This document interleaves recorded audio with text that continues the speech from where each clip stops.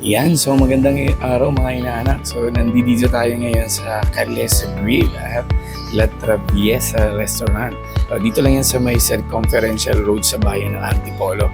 Ang mga kasama natin ngayong araw dito, ang ating mga kaibigan. Ito na pala, si Engineer.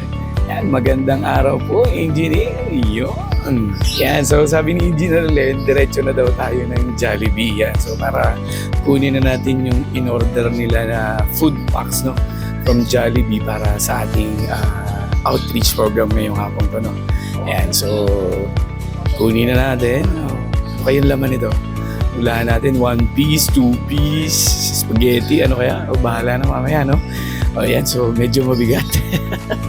Agbuhat ang inyong ninong yan. Siyempre, nagpapasalamat tayo sa mga crew ng Jollibee yan sa pag-assist sa atin. No? Yan. So, ikaw muna kayo magbuhat. Bigat eh. Yan, so tuwa-tuwa si Engineer Len. No? Nagbubuhat daw yung kapitan. Yan, so sakay na natin dito sa sasakyan ng aking inaanak. Yan. Ang aking Fortuner. Yan. Sulit na sulit ang Fortuner ko. No? Yan, so magpapakain tayo ngayon pala ng more or less 100 kids. Yan. So ang kagandahan pa nun, hindi lang pagkain ang bigay ni ng engineer, kundi may kasama pang mga school supplies. Yan. So palakpak naman lahat dyan. No? Yan. At pasok tayo ngayon dito sa La Traviesa. Yun. Alam nyo, napakaganda dito, no? Malamig. At balita ko, ito daw yung restaurant dito sa Antipolo na hindi gumagamit ng betchin, preservatives, at kung ano pa. Gumagamit kaya sila ng asin.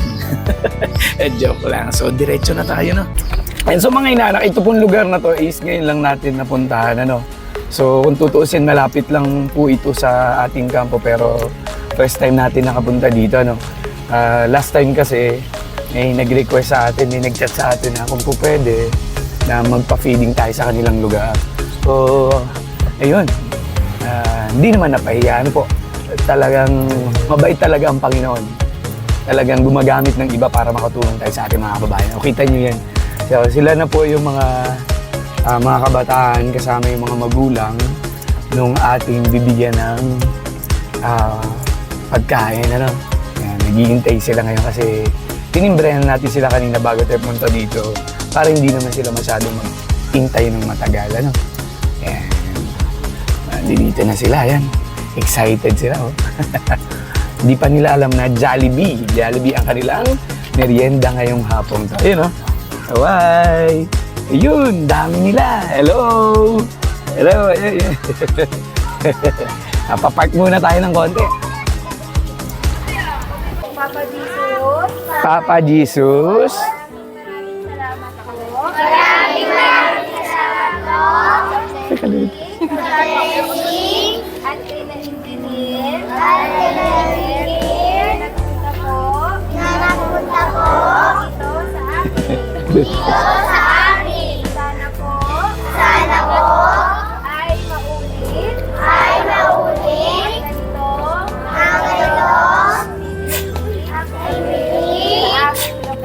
Sa aming lugar.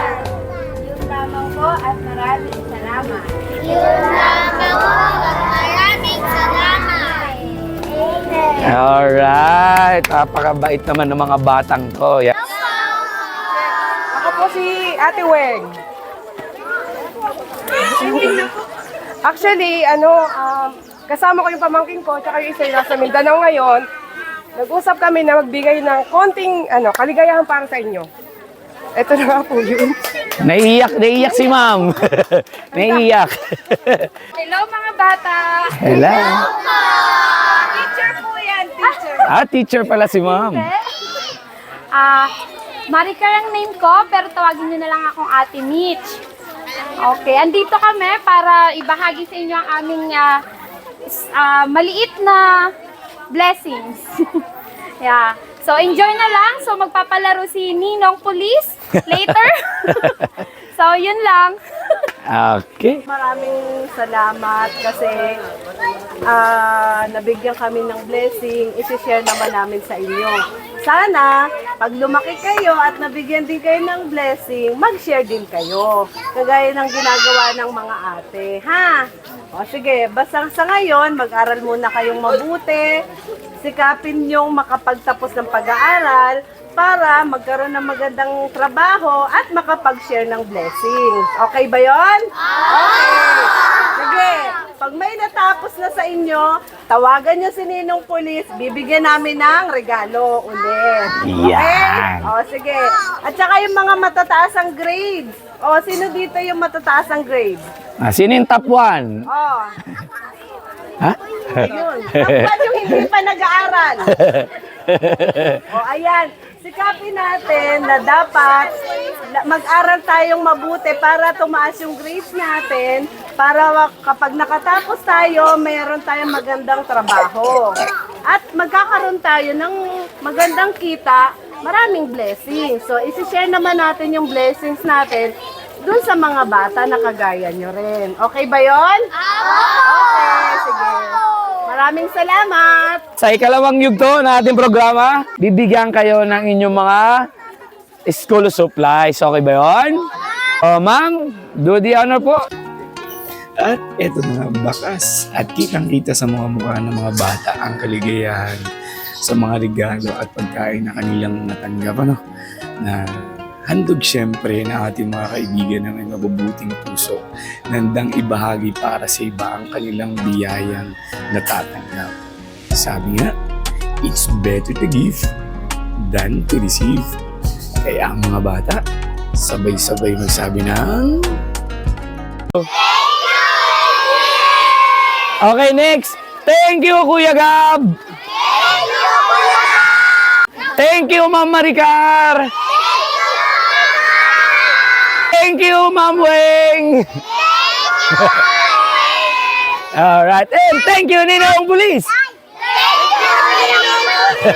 Alright. Hanggang sa muli, mga inaanap. God bless!